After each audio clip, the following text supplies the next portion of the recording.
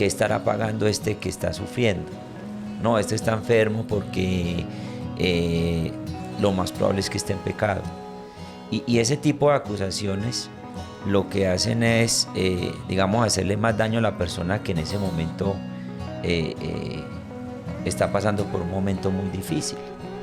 Pero es bueno aclarar que no siempre lo que estamos viviendo hace parte de un pecado oculto, hace parte de algún error que cometí, sino que también es bueno aclarar que el dolor y el sufrimiento también hacen parte inseparable de un propósito que Dios tiene para con cada uno de nosotros. Y es ahí donde uno tiene que reflexionar.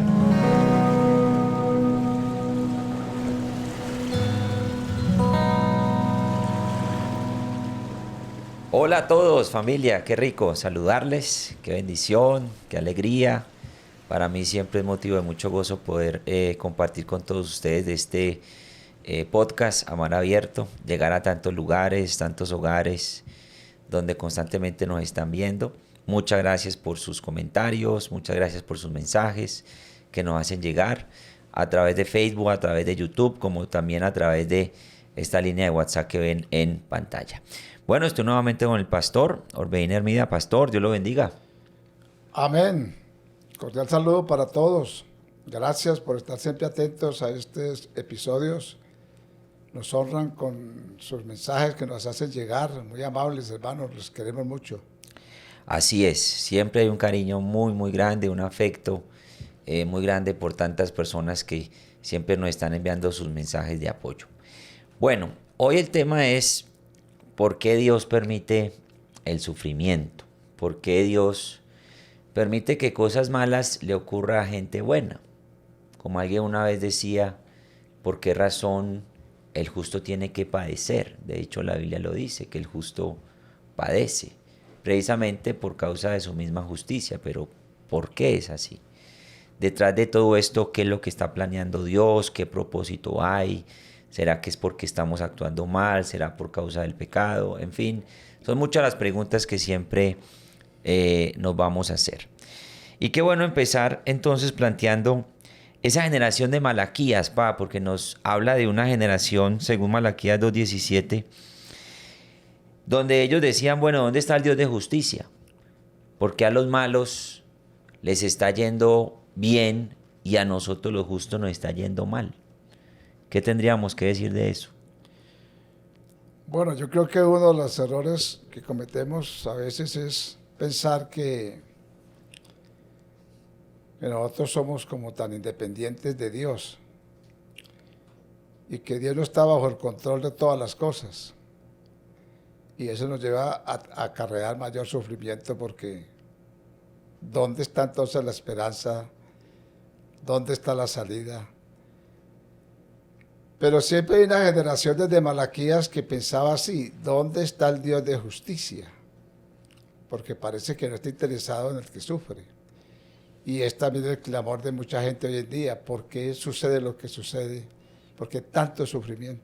Mire que hay un episodio muy interesante de los amigos de Job, porque todos sabemos del sufrimiento que tuvo Job. Ese perfil que detalla el libro de Job sobre quién era él, es un perfil inigualable. Era un hombre justo, un hombre recto, un hombre generoso, un hombre que amaba hacer lo que era correcto.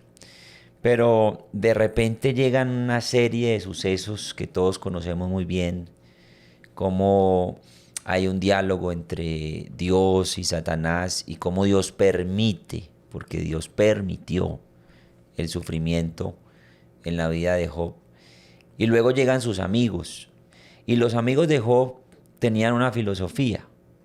Y es que si uno siembra mal, entonces va a cosechar también mucho mal.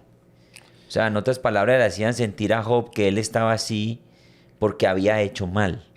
Y hay muchas personas que creen eso hasta el día de hoy, que le está yendo mal porque hicieron algo malo. Cosa que Job no era para nada cierto, porque ya antes Dios lo había declarado justo. Pero los amigos lo hacían culpable de sus mismas situaciones que estaba viviendo. Eso pasa mucho hoy en día, lamentablemente. siempre se ha tenido la idea de que el que sufre se lo merece. ¿Quién sabe qué haría? ¿Quién sabe qué problema tendría porque está padeciendo, está sufriendo porque él tiene la culpa? Y nos gusta a veces pensar mal de las personas que sufren, pero no siempre es así. Si bien es cierto que algunas personas sufren porque, bueno, sí, es cierto que a veces damos lugar a muchas cosas que no debemos dar lugar.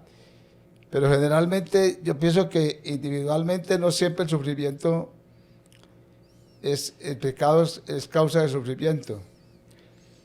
Y a nivel de la raza humana sí es cierto que todos tenemos un pasado que el cual siempre tenemos que sufrir la elección que hizo Adán y Eva, porque eso trajo unas consecuencias que siempre han estado y estarán presentes en la humanidad, lo que escogemos, para bien o para mal.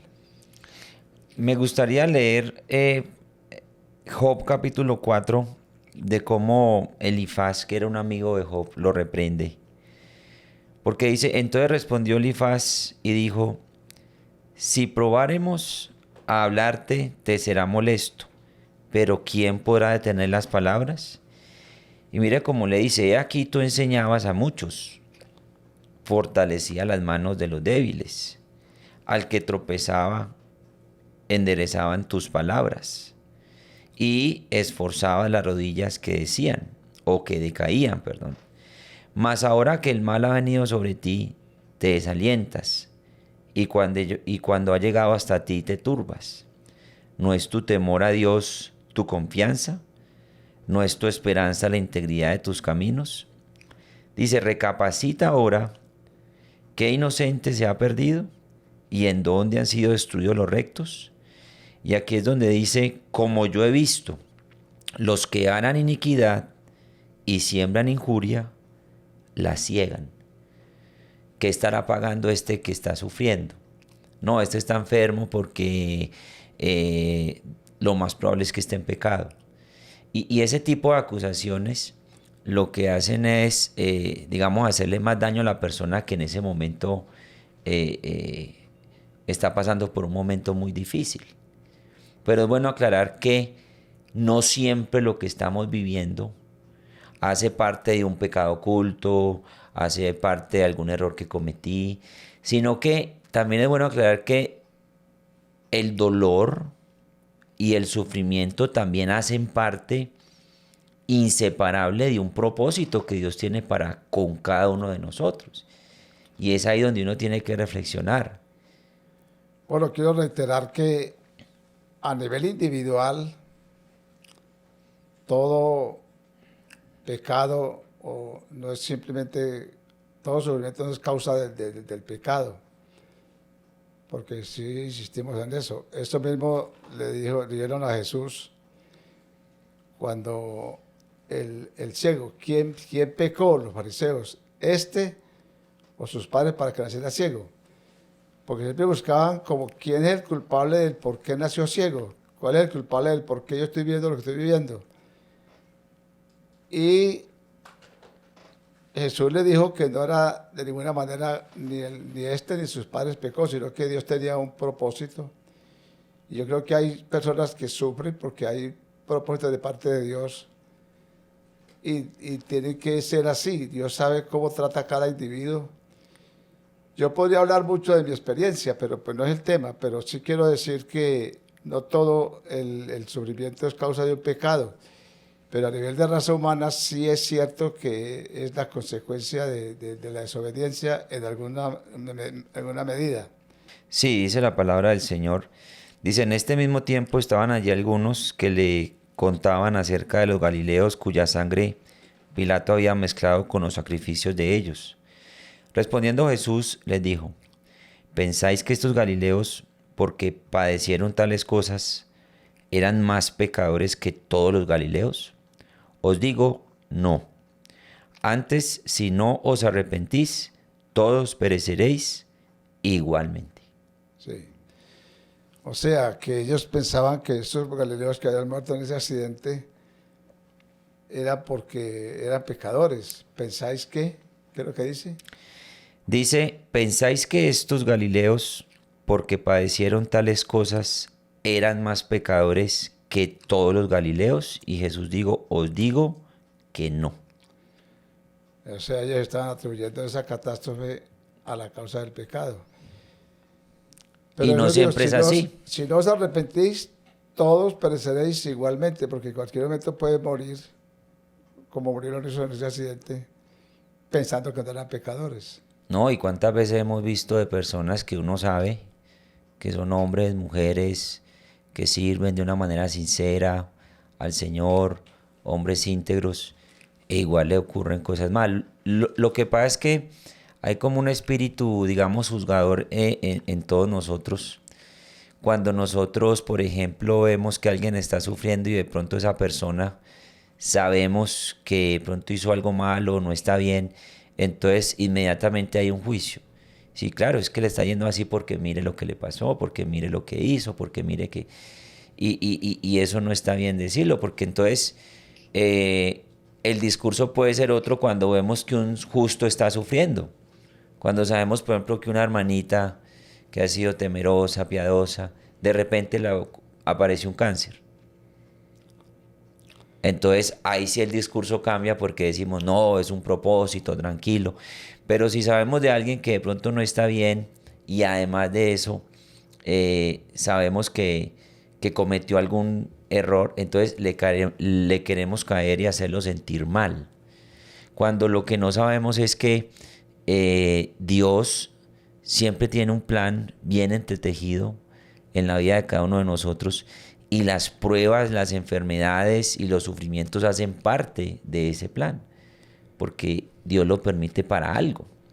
Sí, entonces no sería el por qué, sino el para qué. Sí, ya es una pregunta que sí es bueno que la analicemos, yo pienso que en otro episodio, pero qué bueno seguir profundizando en eso, del por qué. O sea, aún hay muchas personas que creen, por ejemplo, que Dios no está conmigo cuando estoy pasando por el valle, por el momento duro. Y hay un episodio en Isaías que me encanta leerlo, en Isaías capítulo 43, verso 2, porque hay muchos pasajes que hablan precisamente de que Dios está con nosotros aún en medio del sufrimiento. Isaías 43, 2 dice, cuando pases por las aguas, yo estaré contigo, y si por los ríos no te anegarán, cuando pases por el fuego no te quemarás, ni la llama arderá en ti. O sea, ese versículo lo que está reflejando es que aunque pasemos por tiempos difíciles, nosotros no estamos solos. Porque es que la vida cristiana no me garantiza a mí el estar libre de ese tipo de cosas. Porque también se ha vendido de pronto una idea mala de lo que es la vida cristiana. No, si usted se convierte, todos los problemas se le acaban, usted no se va a enfermar, usted va a ser inmune, usted, cuando resulta que no. Bueno, lo peor que nos puede pasar es sentir que estamos a la deriva, que Dios ha dejado todo a la deriva. Y resulta que no, porque como acabas de leer en Isaías, aunque pase por las aguas yo estaré contigo, quiere decir que no podemos evitar pasar, habrá que pasar. Lo importante es que Dios estará contigo, es como esa certeza de que no estamos solos, porque a veces el sufrimiento nos lleva a uno a pensar, nadie se interesa en mí, a veces ni la familia, ni los hijos, ni la esposa, ni Dios.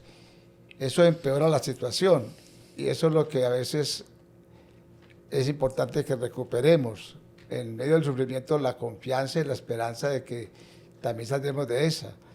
Por ejemplo, yo estaba leyendo también lo que dice, leamos lo que dice, por ejemplo, allá en Jueces, el caso de Gedeón, capítulo 6, ¿no? Que dice que el ángel de Jehová se le apareció a Gedeón. ¿Qué verso? Capítulo 6, verso 12. Dice la palabra del Señor, dice, Y el ángel de Jehová se le apareció y le dijo, Jehová está contigo, varón esforzado y valiente. Y Gedeón le respondió, Señor mío, si Jehová está con nosotros, ¿por qué nos ha sobrevenido todo esto? ¿Dónde están todas sus maravillas que nuestros padres nos han contado diciendo, ¿no nos sacó Jehová de Egipto? Y ahora Jehová nos ha desamparado y nos ha entregado en manos de los madianitas. ¿Cuál era el caso ahí de Gedeón? Pues que los madianitas siempre que ellos cogían la cosecha, la tenían que esconder porque los madianitas siempre venían y la robaban, o sea, como que esperaban el momento oportuno. Y Gedeón era uno de ellos, que escondían siempre la cosecha. Y los madianitas siempre llegaban y robaban. Entonces él se preguntó, bueno, si Jehová está con nosotros, ¿por qué permite que los madianistas nos hagan esto? Y importante es que era un ángel que le decía, varón esforzado y valiente, Jehová está contigo. Pero él no admitía eso. Si Jehová está, podía más lo negativo que lo positivo. Podía más lo que estaba viviendo de soledad, de abandono, de que nadie estaba interesado en él, que lo que el ángel le decía. Y a veces pasa así con nosotros. De hecho, hay una frase que quisiera leerla, no sé usted qué opine, pastor, que dice que el sufrimiento no te hace ni deshace, solo revela quién eres. O sea, el sufrimiento revela en esencia qué hay en nosotros, qué tenemos, ¿sí? Como es el caso de Job, como es el caso de Pablo, ¿sí? Porque cuando hablamos, por ejemplo, de Pablo, todos sabemos que Pablo, dice la Biblia, que él tenía un aguijón. Así es. Y que él rogó a Dios y le pidió en ayuno, en oración, que lo quite. Pero la respuesta del Señor fue que no, que era suficiente la gracia. ¿Sí? Que era suficiente la gracia que él tenía. Entonces, Pablo aprendió, yo me imagino, a través de este sufrimiento, que en ocasiones él era orgulloso y que era propenso a resaltar sus cualidades como un hombre muy capaz. Y por eso es que él termina diciendo, más bien me propuse no saber cosa alguna, sino a Cristo y a este crucificado. O sea, el sufrimiento revela quiénes somos en esencia, y detrás de eso hay algo que Dios está por ahí atornillando, algo que Dios está por ahí aclarando. O sea, siempre hay un propósito detrás de todo. Sí, nos hace ver lo frágiles que somos. Y yo alguna vez predicaba un mensaje hace muchos años que decía, la extremada necesidad del hombre es la oportunidad de Dios. Si no hubiera sufrimiento, el hombre siempre se creería un Dios, pero a veces las enfermedades, los fracasos económicos, los problemas de matrimonio y tantas cosas que hay que afrontar, lo llevan en algún momento a pensar, ¿quién podrá entonces venir en mi ayuda? Y es cuando muchos hemos encontrado el favor de Dios. Entonces, el sufrimiento no debemos tenerlo como algo malo, trágico, malo, sino algo que nos ayuda a entender la realidad de lo que somos, seres humanos frágiles, susceptibles, débiles, y que necesitamos tener una confianza, una esperanza, y esa esperanza y confianza debe estar solamente en Dios. Sí, es como aprender a mirar desde la perspectiva correcta. O sea, mientras que uno ve dolor, Dios puede estar viendo otra cosa. ¿Sí? Dios está viendo, digamos, perfeccionamiento en nuestra vida. Mientras uno ve enfermedad, Dios puede estar contemplando la sanidad. Mientras uno ve sufrimiento, muerte, Dios puede estar contemplando vida. O sea, como dice Romanos, ¿no? En últimas, que los que amamos al Señor, todas las cosas nos ayudan para bien. Yo no sé usted, por ejemplo, pues ya todos conocemos muy bien el caso de su enfermedad, que lo llevó a estar paralítico por mucho tiempo y luego Dios lo levantó. Pero además de eso, imagino que usted ha habido muchos sucesos también difíciles. ¿Cómo usted lo ha afrontado? Porque, ¿sabe? Hay algo que Job dijo y aquí es bueno también como puntualizar. Porque Job hizo una pregunta, pa. Y la pregunta es, ¿recibiremos de Dios solo el bien y el mal no? Eso lo dijo Job.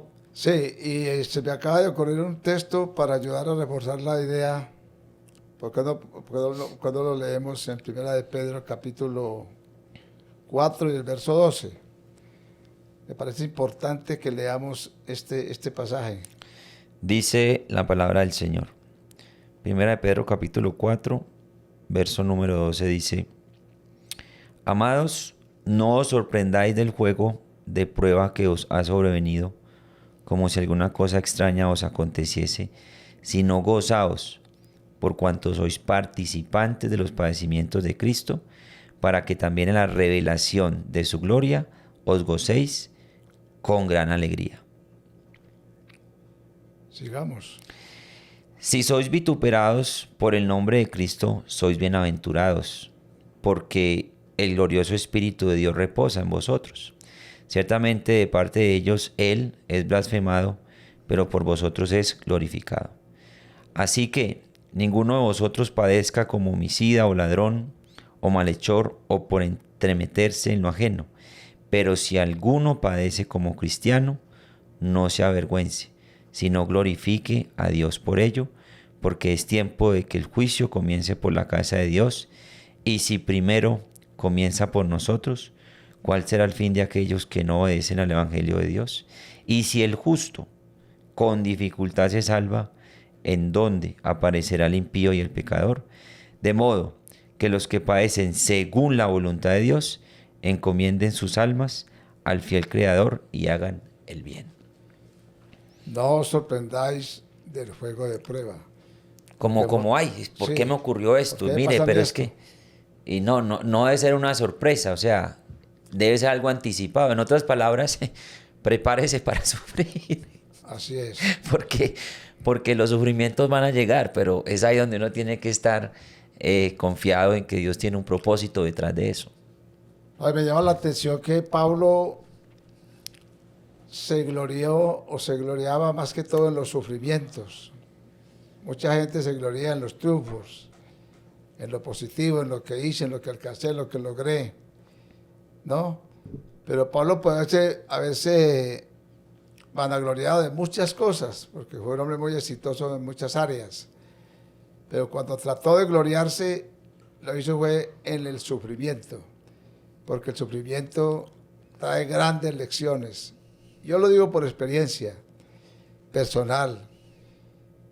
Siempre digo yo, si yo no hubiera pasado por donde pasé, nunca habría llegado a donde llegué.